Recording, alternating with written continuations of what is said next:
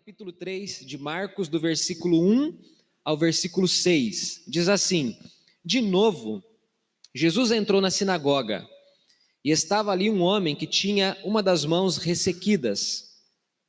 E estavam observando Jesus para ver se curaria aquele homem no sábado, a fim de o acusarem. Jesus disse ao homem da mão ressequida: Vem aqui para o meio.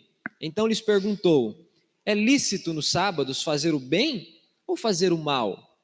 Salvar uma vida ou deixar morrer? Mas eles ficaram em silêncio. Então Jesus, olhando em volta, indignado e entristecido com a dureza de coração daquelas pessoas, disse ao homem: Estenda a mão. O homem estendeu a mão e ela lhe foi restaurada. Os fariseus saíram dali e com os herodianos logo começaram a conspirar contra Jesus, procurando ver como o matariam. Vamos orar? Senhor, obrigado. Acabamos de ler a tua palavra, esse texto é inspirado pelo teu Espírito, e a pregação da palavra é o momento em que o Senhor fala com o teu povo, com a tua igreja. Fala conosco, nós precisamos da atuação do Senhor, do poder do Senhor, da ação do Senhor na nossa vida, no nosso coração, na nossa mente. Por isso, nos abençoe com entendimento e com obediência nessa noite. É o que nós te pedimos, com gratidão em nome de Jesus. Amém. Se eu dissesse para você que um homem viveu mais de um ano não tendo um coração, você acreditaria? Tem. Isso é um fato. Você encontra lá no Google, se você pesquisar. Por mais de um ano, deu quase 2 anos, foram 500 e tantos dias. Esse homem viveu sem um coração. Tem uma outra história de um homem que viveu com um coração artificial. O coração é um órgão, é um músculo, né? E ele bombeia sangue para o restante do corpo. Essa é uma das funções dele, né? Então é um órgão vital, é um órgão fundamental. Eu achei que não dava para viver sem coração, mas essa história verídica mostra que um camarada viveu mais de um ano sem um coração real. Ele viveu com um coração artificial, não um coração órgão mesmo, aquele com o qual ele havia nascido. Irmãos, a palavra de Deus também fala sobre o coração. Não do ponto de vista fisiológico, biológico, não do coração enquanto músculo, enquanto órgão, mas a palavra de Deus fala do coração no sentido de que o coração é a fonte, é a sede do ser. A palavra de Deus fala disso. Aliás, Jesus diz que é do coração que procedem as guerras, os homicídios, os rancores, os maus pensamentos. É do coração que procedem os planos, os sonhos, as aspirações, as ambições. Então, o coração é a fonte da vida, é a sede do ser. Então, inquestionavelmente, todos nós precisamos cuidar do nosso coração. Seja o coração músculo, órgão, ou seja o coração como aquilo que nos representa, aquilo que diz tudo ao nosso respeito. O capítulo 2 de Marcos vem mostrando para nós, o evangelista Marcos vem mostrando para nós, desde o capítulo 2, como era o coração dos religiosos. Como era o coração daquelas pessoas que professavam fé também. Aqueles fariseus que haviam crescido lendo, aprendendo, ensinando acerca da lei de Moisés. Na verdade, Marcos, pela inspiração do Espírito Santo, faz como que um raio-x do coração desses homens. E a partir desse raio-x, a partir desse conjunto de sinais, de sintomas que Marcos vai mostrando, a gente consegue conhecer um pouquinho o coração desses homens, como é que era o coração desses homens. E esse texto que nós lemos, especialmente do versículo 1 ao versículo 6, fica muito claro para mim o quanto esses homens tinham seus corações endurecidos. Eu queria falar exatamente sobre isso, sobre corações endurecidos pela religiosidade. A primeira coisa é que esses corações que são endurecidos pela religiosidade, eles não se satisfazem com Jesus. Essa é a primeira verdade desse texto. Sábado, e você lembra talvez da semana passada, quando num sábado também, Jesus tinha feito lá algumas ações com seus discípulos, ele foi questionado pelos fariseus e pelos dos partidos dos escribas. Um texto anterior diz que Jesus realiza uma cura no sábado e novamente Jesus também foi questionado por esse mesmo grupo de pessoas a respeito das ações que ele tinha tomado. Novamente, aqui é um dia de sábado, versículo 1 diz: de novo, Jesus entrou na sinagoga. É sábado. Jesus está no mesmo dia ainda, pela narrativa de Marcos. E ele está na sinagoga, que é o local de culto do judeu. Na sinagoga, a lei de Deus era lida, a lei de Deus era explicada e o culto era oferecido a Deus. Era um lugar sagrado, era um lugar de culto, então, para o judeu. Não tinha o mesmo valor do templo, mas era um local especial, era um local do exercício da fé, era um local do exercício da religiosidade do judeu. E Jesus entra na sinagoga. Jesus tinha esse hábito, ele gostava de ir às sinagogas para poder pregar o evangelho. Paulo também tem esse mesmo hábito. Quando você lê Atos, quando você lê algumas narrativas de Paulo espalhadas pelas cartas, você percebe que ele também tinha essa mesma estratégia de pregar nas sinagogas. Por quê? Porque nas sinagogas estavam as pessoas influentes da época. Os religiosos mais influentes da época frequentavam a sinagoga. Então, a conversão de um judeu dentro da sinagoga tinha um significado muito grande. Ele exerceria influência muito grande no bairro, na sociedade, qualquer lugar que ele estivesse. Então, pregar na sinagoga, frequentar a sinagoga era uma estratégia, tanto para Cristo quanto para Paulo. E Jesus, então, está na sinagoga e o texto diz que há na sinagoga um homem que tem as suas mãos, que tem uma das suas mãos ressequidas. Tem uma outra tradução que diz que ele tem a mão atrofiada. Tem uma outra que diz que ele tem uma das mãos mirrada. Ele tem uma paralisia, ele tem uma deficiência na mão. Esse texto também é narrado por Mateus e por Lucas. E Lucas diz que é a mão direita do homem. Então, logicamente, ele não pode trabalhar no mesmo ritmo das demais pessoas. A vida dele tem diferença. Uma pessoa que é privada de ter um dos membros, os membros superiores, né?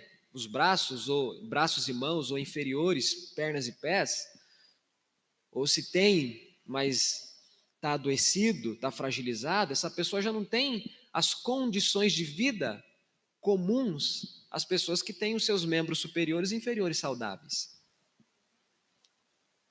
É simples, tente fazer tudo que você faz no seu dia com uma mão só, você vai ver como é que é. Ou com uma perna só, você vai ver como é que é. Você vai ver que é diferente o negócio.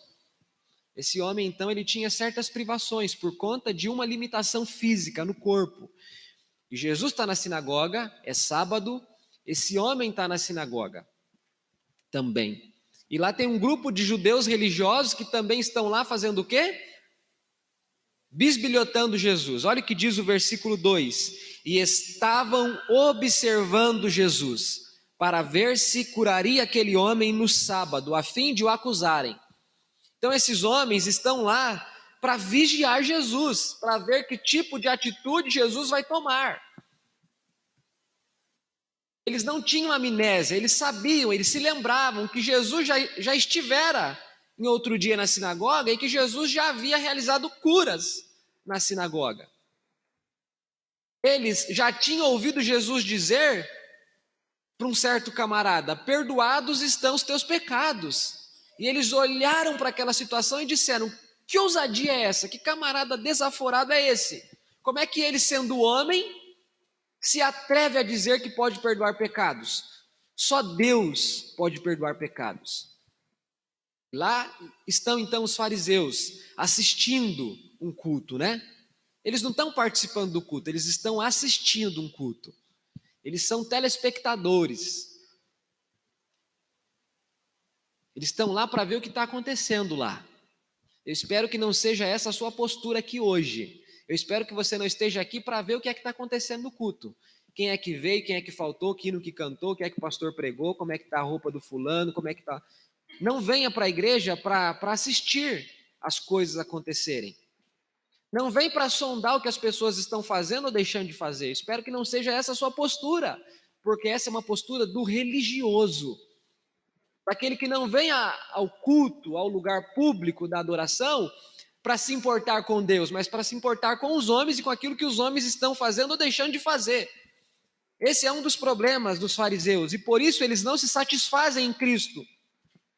Eles vêm não com a intenção de ouvir a leitura da palavra, a explicação da palavra, mas eles vêm com a intenção de ver se Jesus vai cometer algum deslize. Como eles conheciam profundamente a lei de Moisés, eles tinham condições de julgar se Jesus estava obedecendo a lei na perspectiva deles ou desobedecendo a lei na perspectiva deles. O evangelista não explica, mas possivelmente Jesus é quem estava explicando a palavra naquele dia. É Jesus quem tinha ficado de pé ou se assentado para poder pregar. E possivelmente, durante a fala de Jesus, Jesus foi interpelado, foi interrogado por esses homens, com algum tipo de pergunta mais ou menos assim: Senhor, é permitido curar no sábado? Por que eu estou dizendo que possivelmente Jesus recebeu uma pergunta dessa natureza? Porque olha o versículo 4, acompanhem comigo, permaneça aí com a sua Bíblia aberta, olha o que diz o versículo 4. Então lhes perguntou: é lícito nos sábados fazer o bem ou fazer o mal? Salvar uma vida ou deixar morrer? Lembra que Jesus gosta de responder perguntas perguntando? Aqui Jesus está fazendo uma pergunta. Talvez ele está oferecendo uma resposta no pacote de uma pergunta. Dá essa sensação. Parece que ele foi questionado. E como é que ele sempre lidava com os questionamentos? Fazia uma pergunta. Se tem alguém que gostava de fazer perguntas, era o nosso Cristo. O nosso Cristo fazia isso enquanto estava vivendo aqui de forma terrena no mundo. Então Jesus está na sinagoga, os fariseus estão na sinagoga, um camarada que tem certa deficiência na mão está na sinagoga, e lá estão os fariseus, simplesmente para poder ver o que é que Jesus está fazendo por lá. Eles estão lá para sondar Jesus. Esse texto mostra, irmãos, que eles não se satisfaziam com Jesus. Corações endurecidos pela religiosidade não se satisfazem com Cristo. Pastor, não entendi direito o que o senhor quer dizer com isso. Eles estão lá para julgar Jesus, para observar Jesus, justamente porque eles não concordam com Cristo. Justamente porque eles acham que Jesus é capaz de cometer deslizes, erros, imperfeições. Eles acham que Jesus pode não ser tão obediente como eles acham que Jesus deve ser obediente. Eles não estão satisfeitos com Cristo.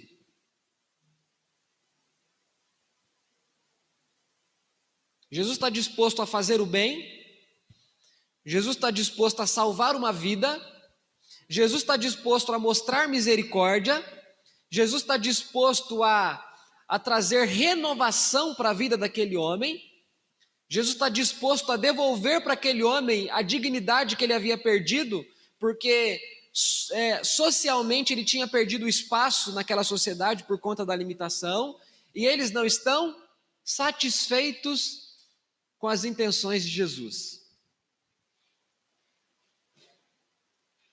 Irmãos, quando a gente vai atrás de Jesus sem ter tido um coração transformado por Ele, a gente acaba experimentando a sensação de que Jesus está muito aquém dos nossos desejos. Ele está sempre distante das nossas expectativas.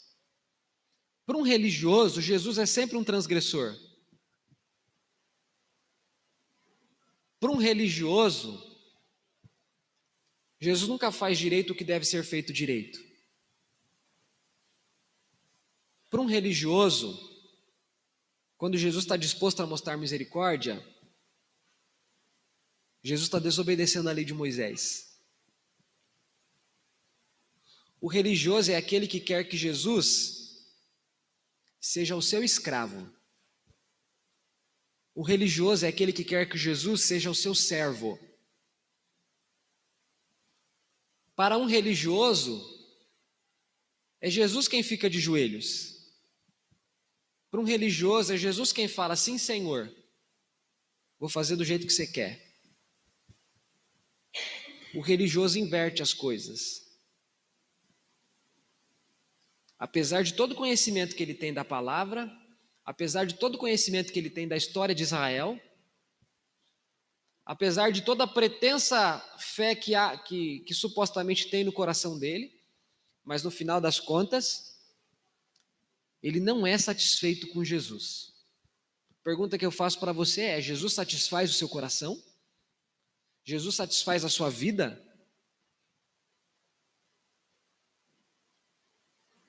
Ou Jesus está sempre deixando a desejar? Ah, pastor, Jesus está me deixando na mão, está deixando a desejar. Será que você não é um religioso?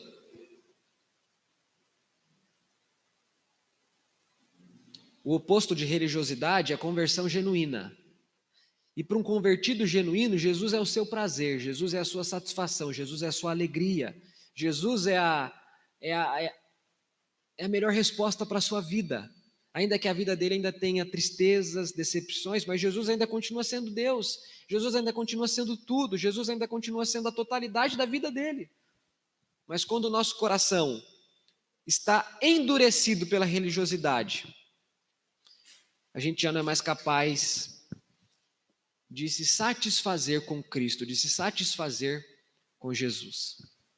Marcos está mostrando que o caminho da religiosidade é um caminho muito perigoso, porque ao invés de nos aproximar de Cristo, nós nos distanciamos de Cristo, passo a passo, dia a dia, ainda que a gente esteja no lugar onde Ele está. Mas a gente fica distante dele, a gente não se compraz dele, a gente não se satisfaz nele. Que o Senhor possa nos ajudar. Quem sabe o seu coração está embrutecido pela religiosidade. Quem sabe você ouve falar de Jesus como você ouve falar de qualquer outra coisa.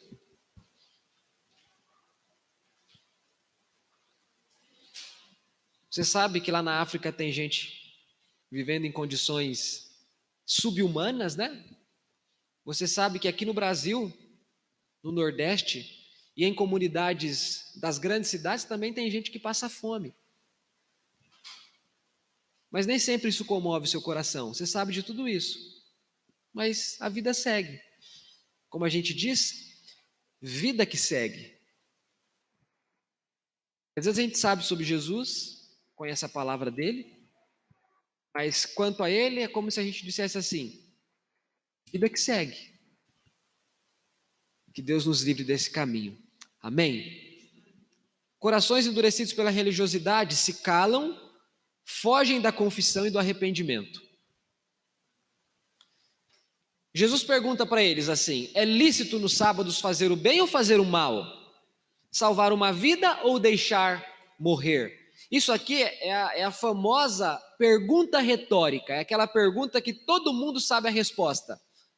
Qual que é a resposta para a primeira pergunta? É lícito nos sábados fazer o bem ou fazer o mal? O que vocês acham?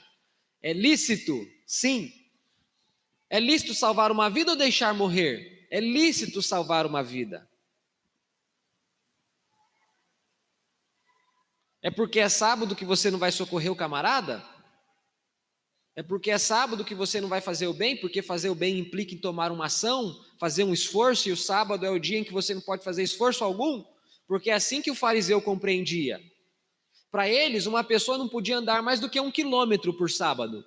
Se andasse 1 quilômetro e pouquinho, tinha desobedecido a lei de Moisés. Eles eram rigorosos, mas no sentido negativo, porque a lei não dizia isso, mas eles foram mais do que a lei pedia. E eles dificultavam a vida das pessoas. Só que eles eram hipócritas.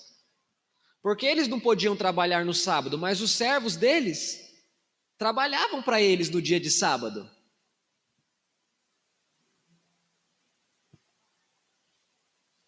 Percebe?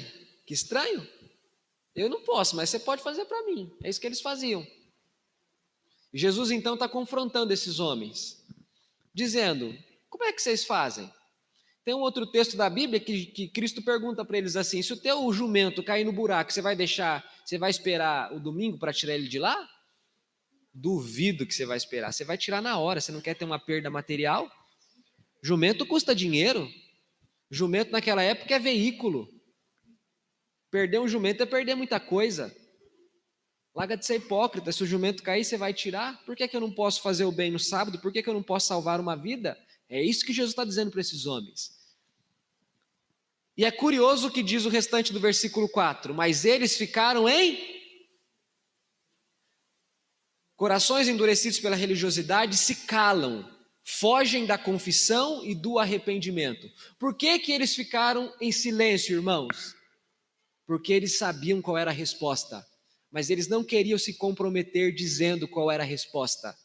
Eles se calaram, eles não confessaram que estavam errados, porque não queriam se arrepender. Eles queriam ficar com aquela vida mesmo.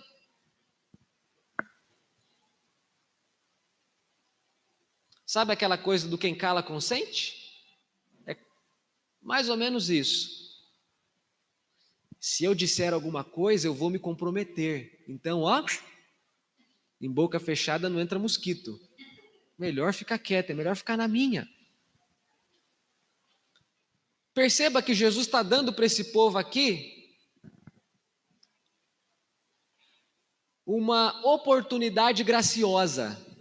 Jesus está dando para esses homens aqui uma oportunidade de reflexão, de mudar de vida, de mudar de convicção, de mudar de postura, de tomar novas ações, de repensar a vida e as próprias atitudes.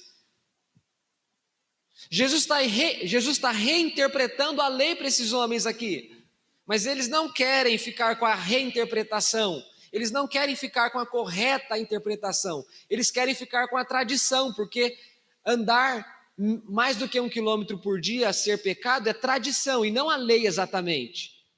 É aquilo que o pai tinha ensinado, que o avô tinha ensinado, que o bisavô tinha ensinado, que o trisavô tinha ensinado. Era tradição.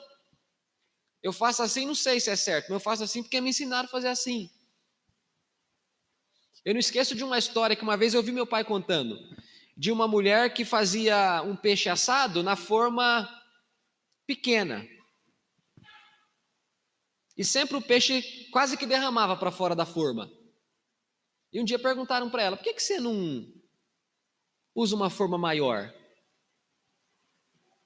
E ela diz: não sei. Aí ela foi conversar com a mãe dela. Ela chegou à conclusão de que ela fazia na forma pequena porque a mãe dela fazia na forma pequena. Só que quando ela perguntou para a mãe dela falou assim: eu não sei por que eu faço da forma pequena. Acho que é porque eu vi a sua avó fazendo da forma pequena. Sabe, eles chegaram à conclusão de que ninguém sabia o porquê faziam o que eles faziam. É porque era costume, era porque era tradição. É assim que os fariseus faziam com a fé. Eles não faziam aquilo porque é aquilo que Deus queria.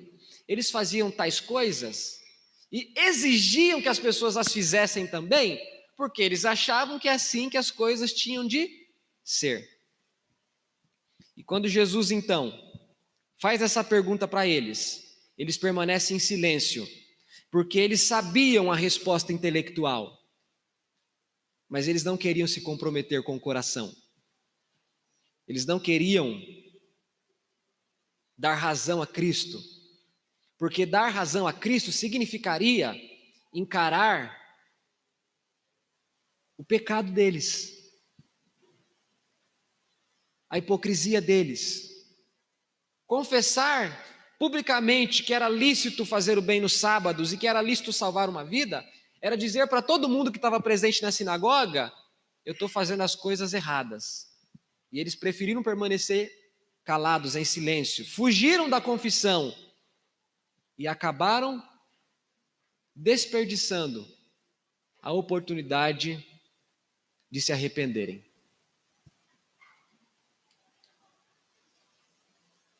Esse silêncio aqui é o silêncio da não confissão, da falta de arrependimento. O que diz o versículo 5? Então Jesus, olhando em volta, indignado e entristecido com a dureza de coração daquelas pessoas, disse ao homem: estenda a mão. O texto mostra qual que foi a reação de Jesus diante da atitude dos fariseus. Jesus ficou indignado e entristecido. Tem uma tradução que diz que ele ficou condoído. Jesus teve um sentimento misturado, um sentimento misto. O sentido de indignação aqui é de raiva, sabe? De ira mesmo. É de indignação. Sabe quando você fica indignado? É como se você dissesse assim: não é possível, não acredito que esse negócio está acontecendo. Não tem cabimento, não tem lógica, né? A gente usa expressões assim, quando a gente está indignado. Fulano fez isso, não acredito. Está assim mesmo as coisas? Não acredito, não é possível. Sentimento de indignação, mas junto com essa indignação, Jesus tem uma tristeza. E uma tristeza porque ele percebeu que aqueles corações eram duros. Por isso que eu estou dizendo, corações endurecidos pela religiosidade. Aqui Marcos entrega o ouro, ele diz: esses fariseus têm corações endurecidos. Muito parecido com aquilo que Deus disse para Israel lá no tempo do profeta Ezequiel: eu vou tirar o coração de pedra que vocês têm para dar para vocês um coração de carne. Religiosidade também. Vou tirar esse coração morto, sem vida. Eu vou pôr um coração vivo, de carne, que bate, que bombeia sangue, que tem vida, que leva a vida.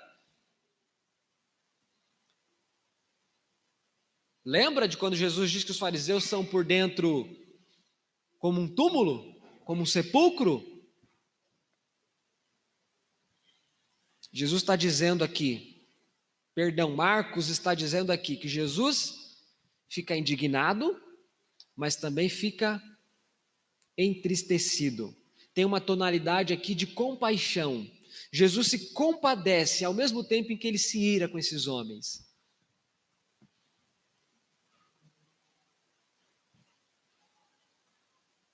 E então ele diz assim para o camarada, ele já tinha dito para o homem, né? O homem da mão mirrada, da mão ressequida, atrofiada: venha para o meio. Isso está lá no versículo 3. Agora ele disse assim para o camarada: estenda a mão. E o camarada estendeu a mão e a mão dele ficou restaurada, curada, sarada, sã. Jesus curou aquele homem. Irmãos, é exatamente essa atitude que você e eu tomamos quando nós estamos passando por momentos de religiosidade. A gente sabe o que é certo, mas a gente se cala. Sabe assim, ó. Eu quando prego, eu vejo todo mundo com a cabecinha assim, dizendo assim: tá certo, pastor, o senhor tem razão, tá certo. Aí eu tenho um que grita: fala Deus, né? Tá certo. Só que às vezes a gente se cala. A gente se cala, a gente foge. A gente, ó, perna para quem tem. E eu me comprometer com isso? Não, tá doido? Irmãos, o evangelho exige resposta. O evangelho exige resposta. O que é que você vai fazer? Com cada sermão, com cada pregação, com cada versículo, texto que é explicado para você? Você vai permanecer em silêncio até quando? Até quando você vai ficar com aquela coisa assim, né? Aquela coisa da criança, Belém, nunca mais estou de bem, não vou falar, aquela coisa assim. Até quando, irmãos? Todos nós nos calamos perante Deus tantas vezes. Tantas vezes. Isso acontece comigo, isso acontece com você, não tem dúvidas. A gente dá um passo para trás e recua. A gente foge. A gente sabe com a cabeça que é certo. Sim ou não? A gente sabe o que Deus espera da gente, sim ou não? Sim. A gente gente sabe o que a gente deve abandonar, sim ou não? Sim. Mas todos nós tendemos a fazer o quê? Fugir. Lembra de Adão? Adão, onde é que o senhor está? Ouvir a tua voz e fugir. Ah, então você fugiu, então você deve ter feito o que não era para fazer. Você conhece essa história?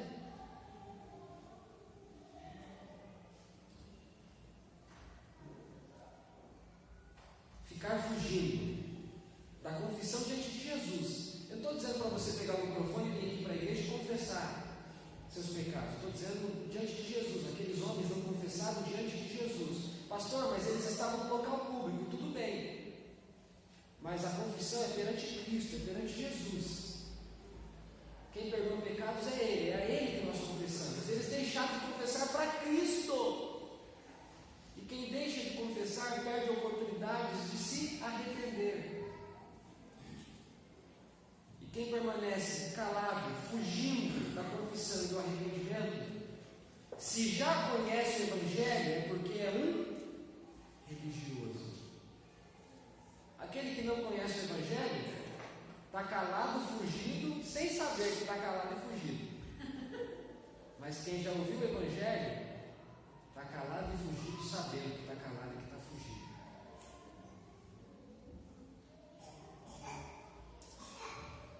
A terceira e última coisa que esse texto mostra: corações endurecidos pela religiosidade querem a morte de Jesus. Eu fiquei pensando o quanto isso é uma compreensão correta dessa palavra, desse versículo. Olha o que diz o versículo 6.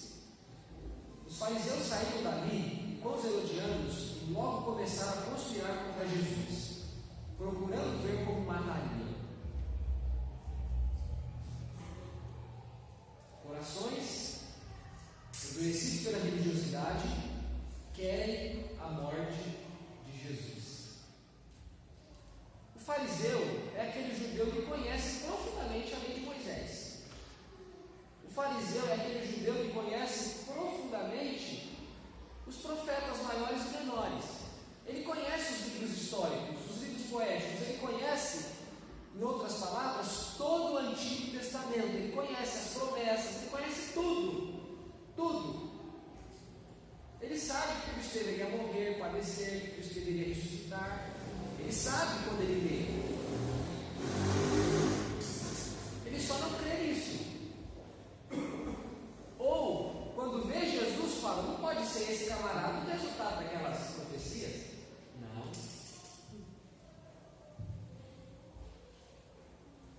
Então o fariseu ele tem profunda convicção de que Jesus é um transgressor da lei e que por isso ele deve morrer, porque o transgressor da lei deve morrer. Abra sua Bíblia comigo no capítulo 10 de João. João capítulo 10. Esse texto é aquele famoso texto em que Jesus diz que é o pastor e que as ovelhas ouvem a voz, seguem, por aí vai.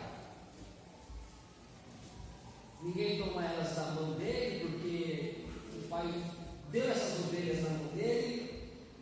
Jesus quem está dizendo, olha o versículo 18 de João 10: ninguém tira a minha vida, pelo contrário, eu espontaneamente a dou. Tenho autoridade para entregá-la e também para reavê-la. Este mandato recebi de meu. O que Jesus está dizendo? Que ninguém poderia tirar a sua vida. E os fariseus queriam fazer o quê? Tirar a vida dele, matar ele. Olha o que diz Mateus 27:50. Volta um pouquinho aí, umas folhas atrás aí. Vai ser pouquinha coisa, 2, 3 páginas para trás aí da sua Bíblia. Mateus 27:50 diz assim: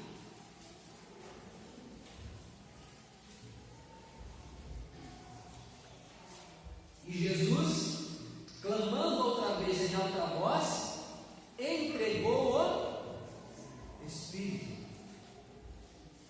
Se cumpriu o que ele disse: ninguém tira a minha vida, mas eu voluntariamente a. Por quê, irmãos? Porque, de acordo com a Escritura, morte é consequência de que nós somos pecadores. E Cristo não tinha pecado. Então ele só poderia morrer se ele desse a vida dele. Ninguém poderia matar Jesus se Jesus não se entregasse para morrer. Ele não tinha pecado. De algum modo, a morte é a punição por sermos pecadores. Certamente, no dia em que dela comer, você morrerá. É o que Deus disse lá para Adão. Cristo não pecou, então Cristo naturalmente não morreria. Como todos nós morreremos, caso Cristo não volte antes. Vamos buscar pelo arrebatamento. A prova de que os fariseus não se satisfazem em Jesus, a prova de que os fariseus fogem de Cristo e não querem Cristo como Senhor, é que eles julgavam que aquele homem que eles viam ali, que tinha aquela estatura, aquele jeito, aquela aparência, que era chamado de Jesus, eles falavam, nós podemos matar esse camarada. É a prova de que eles não reconheceram a messianidade de Jesus. Eles não reconheceram que Jesus era Cristo, o Filho de Deus. Então eles querem a morte de Jesus. Os salvos vivem sob o poder da morte e da ressurreição de Jesus. Os religiosos de coração duro, eles querem um Cristo que está morto. E aquele Cristo que pode estar morto não é o Cristo de Deus, porque o Cristo de Deus está vivo. Em outras palavras, irmãos, religioso é aquela pessoa para quem Deus morreu. A gente fica muito preocupado com o ateu, porque ele nega Cristo, ele não crê em Cristo. Que escândalo! A gente se preocupa, eu já disse isso aqui um tempo atrás, às vezes com más compreensões sobre certas obras, né? Na Idade Moderna, o homem chegou à conclusão de que era como se Deus estivesse morto. Não que Deus morreu, não que Deus não existe, porque só pode morrer quem existe. Mas é que Deus já não servia mais para o homem moderno. Até antes da Idade Moderna, a religião era o centro do mundo. O mundo girava em função da religião. Tanto é que Estado e religião era uma coisa só praticamente. Depois, no iluminismo, na era da razão, Deus foi colocado de lado e o homem foi trazido para o centro.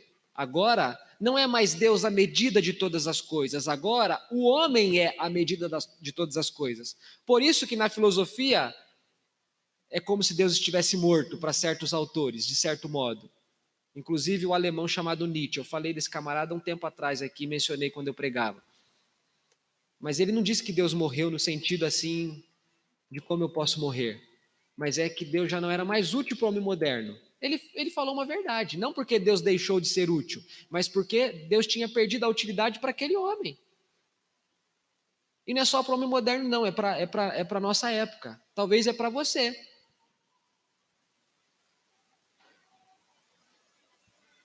Sabe quando é que Deus está morto para a gente? Quando aquilo que Ele diz, quando aquilo que Ele fez, tanto faz, tanto fez para a gente.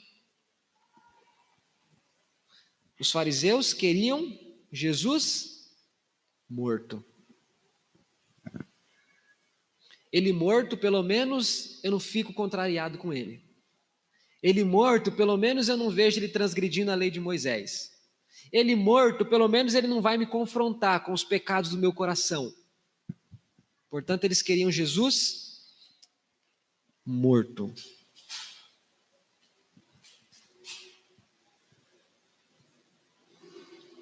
Para eles, Cristo deveria deixar de existir. Eles de fato não tinham entendido, irmãos. Cristo era desde sempre. Cristo não passou a existir quando ele nasceu de Maria.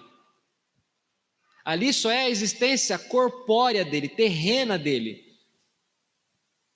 Ele sempre existiu, mesmo antes de nascer. Quando ele nasce, ele se encarna. Quando os fariseus querem matar Jesus, é porque eles não entenderam quem Jesus era. Porque o Jesus prometido nas Escrituras não seria morto, mas daria a sua vida pelas pessoas. Eles não haviam entendido o Evangelho. O Cristo, o Filho de Deus, é aquele que morreu porque quis morrer no nosso lugar. A gente costuma dizer assim, foram os seus pecados, foram os nossos pecados que levaram Cristo à cruz. De certo modo, sim. Mas esse, de certo modo, só foi possível porque ele quis ir para a cruz. Eu comecei falando que nós precisamos cuidar do nosso coração. Tanto esse que está batendo aqui, esse que está pulsando aí, batendo dentro do seu peito, quanto o coração no sentido bíblico mesmo, como sendo sede das emoções, dos sentimentos, das decisões, das escolhas, das não escolhas. Pastor, eu não sei cuidar do meu coração. Fique com as palavras de Salomão, quando ele diz assim para o filho dele: filho meu, dá-me seu coração. Pastor, eu cheguei à conclusão de que eu sou religioso, estou perdido. Não. Nesse texto aqui, o texto fala da religiosidade dessa forma. Tem esperança para você se você é religioso. Saulo vivia nessa mesma condição e um dia ele caiu do cavalo. Você conhece a história dele, só queria terminar dessa forma. Um dia o Saulo religioso se converteu verdadeiramente e aquele coração duro de pedra que ele tinha foi tirado dele e foi posto um coração de carne. O coração órgão era o mesmo, mas figuradamente era outro. Que Deus dê para você um coração novo, se por acaso você tem vivido em religiosidade. Amém? Feche os seus olhos, curva a sua cabeça, vamos orar.